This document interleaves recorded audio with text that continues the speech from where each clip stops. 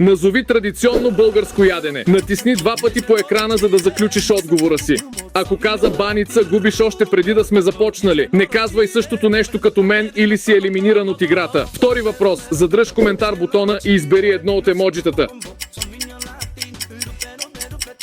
Ако избра това, емоджи си вън от играта. Трети въпрос. Избери един от 4 нинджа спинера. Аз избирам жълтия метален спинер, ако и ти избра жълтия, си елиминиран от играта. Ако искаш и ти този спинер да е при теб, поръчай още сега, но побързай, остават последни бройки. Четвърти въпрос. Избери Ези или Тура.